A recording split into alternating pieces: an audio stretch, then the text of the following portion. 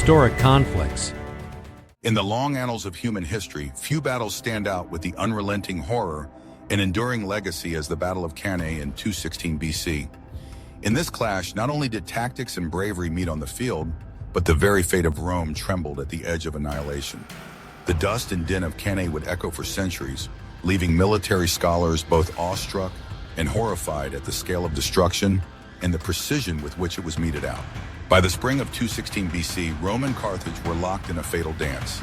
Hannibal had already delivered punishing defeats to Rome at Trebia and Trismene, shredding the illusion of Roman invincibility. Still, Rome, true to its relentless nature, gathered new legions, swelling their forces to record numbers.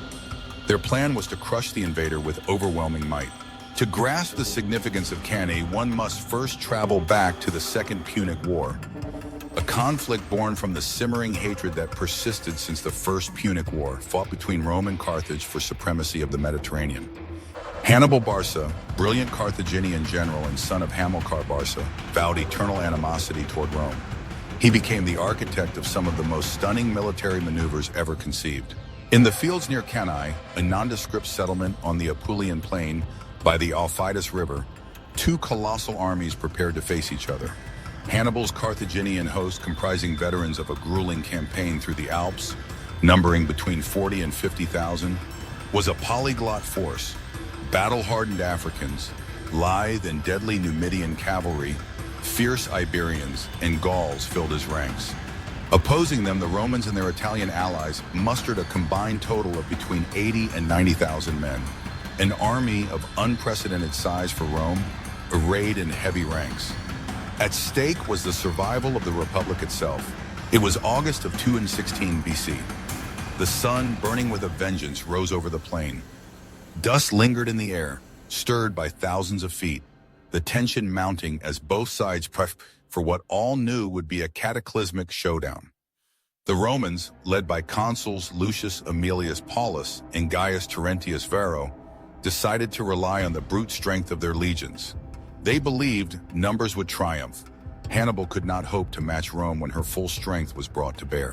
Yet Hannibal had envisioned a different outcome. His tactical brilliance had been forged not just in battles, but in deep study, and now, upon the open plain, he would attempt his masterpiece.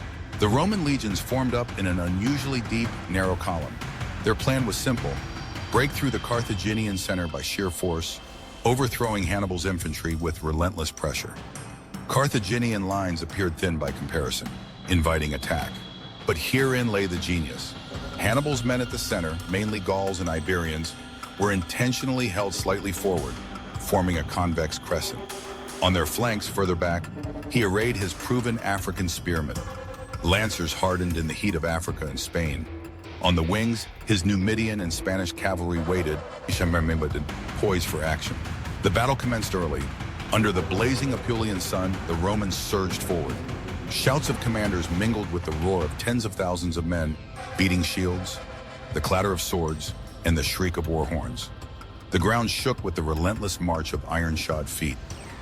The Romans, led by Varro on this first day, pushed with single-minded determination, driving inexorably into Hannibal's exposed center. The Carthaginian center buckled. Its men began a fighting retreat, deliberate, disciplined, and calculated. To the Romans, the sight was familiar. Their enemy was, as at Trebia and Trismene, breaking, or so they believed. Exhilarated, they pressed ever forward, packing themselves tightly into the center, drawn deeper into Hannibal's trap. Meanwhile, on the flanks, Hanno and Hasdrubal led the Carthaginian and Numidian cavalry in a swirling melee against the Roman horse. The Numidian cavalry, renowned for their hit-and-run tactics and mastery of mounted warfare, harried the Romans, driving them from the field in chaos and confusion.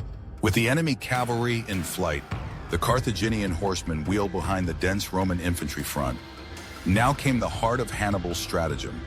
As the Romans pressed and the Carthaginian center drew further back, the African infantry on the flanks began to fold inwards, transforming the